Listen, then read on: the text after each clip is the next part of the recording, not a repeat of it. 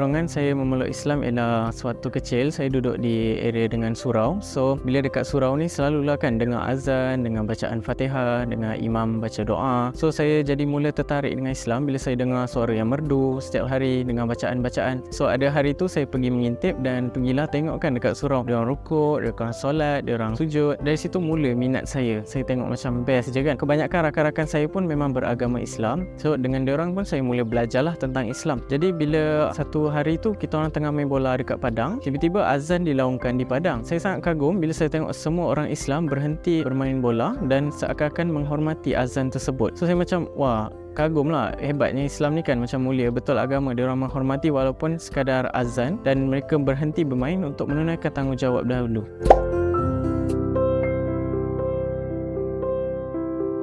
Saya memilih Islam kerana saya nak belajar dengan Islam dengan lebih lanjut sebab minat tu dah ada. So saya nak tahu macam mana cara solat, macam mana cara menunaikan puasa, menunaikan yang zakat dan macam-macam lagi lah. So rasa nak belajar tu memang tinggi. Jadi memang time tu hati saya macam terbuka, memang nak peluk Islam.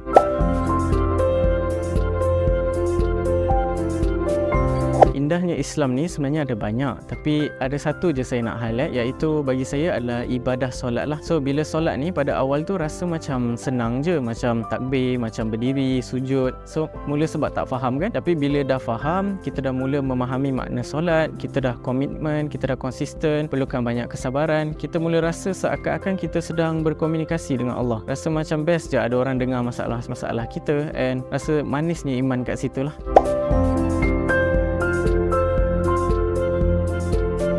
Cabaran lepas memeluk Islam antaranya lebih kepada mak saya sebab masa tu saya muda lagi. So antaranya macam tentangan daripada family lah. Hubungan ayah dengan macam atuk saya dengan mak saya jadi renggang sebab atuk saya ni dia macam orang kuat agama. Dia agak terkilan lah bila kita orang peluk Islam. Hubungan jadi renggang, tapi Alhamdulillah berbalik pada ajaran Islam, kita orang menunjukkan bahawa kita orang masih kisah walaupun tiada lagi hubungan agama yang sama, tapi kita masih berusaha macam menghormati, lepas tu bertanya khabar, sentiasa call, sentiasa menghulurkan bantuan bila perlu. Sampai orang kata Alhamdulillah satu hari tu atuk saya sendiri macam menerima, menghalalkan yang kita orang masuk Islam.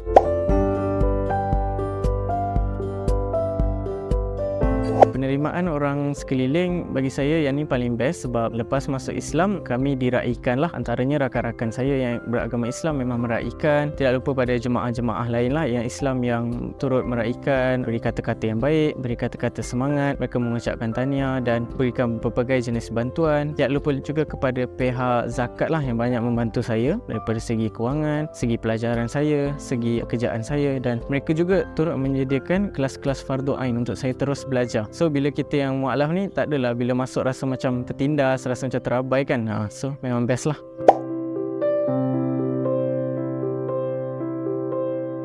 Harapan saya sebagai seorang Muslim ialah saya berharap untuk menjadi seorang insan yang lebih baik, yang sentiasa belajar agama lah tanpa henti, dan harapan saya juga saya menjadi contoh yang baik kepada rakan-rakan Islam saya yang lain, mahupun yang Islam ataupun yang bukan Islam. Islam सबसे अच्छा, Islam सबके लिए.